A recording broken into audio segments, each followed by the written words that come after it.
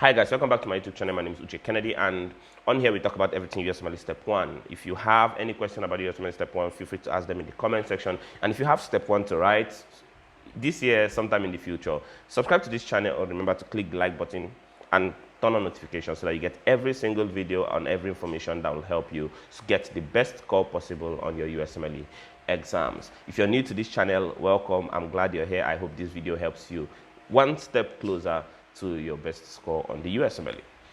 Today, VD has asked, can you please make a video on high yield topics for the Usmle Step 1? Yes, VD, I can. However, that's going to be the longest video I would have made. Every single topic-wise, I think it's a lot to try to take note of every single high yield topics. However, I think it's useful to know what the most important subjects are for the Usmle. What the most important subjects are. There are subjects that if you don't know them, you cannot get a high score. What are those subjects? That's what you should be asking. What subjects are the most important? The most important subjects for the Usmle Step 1 are the general principle subjects. When I say general principle subjects, I mean general pathology, general pharmacology, biochemistry, microbiology, and immunology. These are the most important subjects for the Usmle Step 1.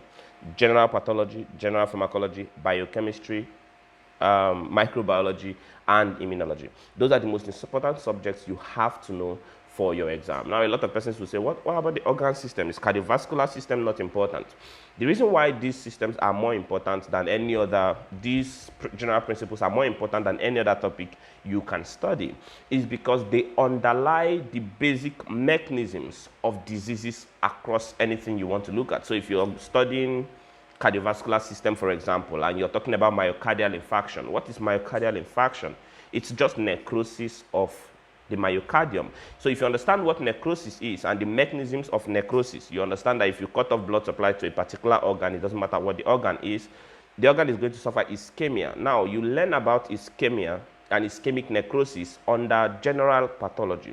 The difference is that as we go from organ system to organ system, we change the nomenclature of all these diseases. So for example, if there's atherosclerosis in the coronary arteries, you cut off blood supply to the heart. A patient may have angina. What is angina? Angina is reversible injury. That's what angina is. That's what produces the pain, reversible injury. When the cell is stressed, the myocardium is stressed, you have reversible injury. If you cut off blood supply completely to the heart, then you undergo irreversible injury that we call myocardial infarction. Everything that happens in a patient with myocardial infarction is the same thing you learn when you learn about necrosis from general pathology.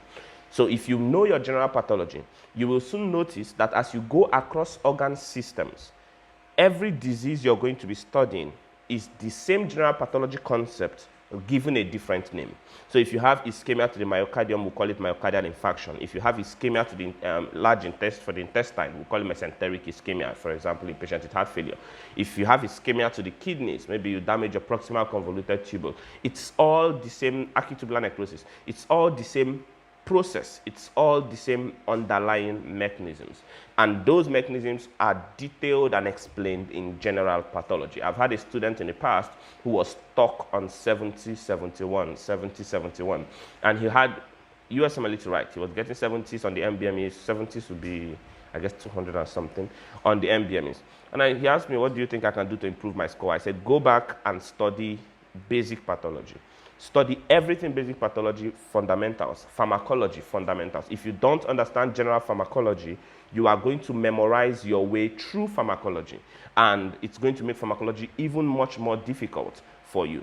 So the most important subjects for the Usmle are general pathology, general pharmacology, microbiology, and immunology, because even when you get to cardiovascular system, again, you're going to be talking about diseases in infective endocarditis. When you get to the renal system, you're going to be talking about urinary tract infections. You would have studied all these infections under microbiology. So microbiology becomes a very important subject. When you talk about immunology as well, immunologic mechanisms affect a lot of organ systems. When you talk about your cardiovascular system, you're going to look at immunologic diseases like Dressler syndrome. You're going to look at how immunology plays a role in other organ systems. So understanding these general principles prepares you to study any organ system, and all you need to know is remember that it is just a change in nomenclature as we move from organ system to organ system. So instead of saying necrosis, we say myocardial infarction.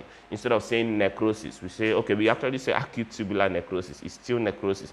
We give them different names, but the underlying mechanism is really the same thing. So VD, if there's anything you want to focus on your general principles, master them as much as you can, and your progress through the rest of the organ systems will be very simple. And if you're anybody out there watching this video and you are stuck trying to improve your MBME scores, you're trying so hard and your exam is 3 months down the line, you still have a lot of time before your exam, go back and study the general principles. Those principles will help you very, very much to improve your score quickly. They will also give you the tools you need to begin to think about USMLE questions. I hope this answers your question. If you really want me to go into topics, then maybe ask me about a specific system and I'll tell you what aspects under that organ system may be high yield and what aspects may not be very high yield. Okay, video, I hope that answers your question. I'm going to send you this video and I hope you see it, hopefully before everybody else. Thank you guys for watching. Again, remember to subscribe down below. Remember to give this video a thumbs up, and I'll see you guys on the next one.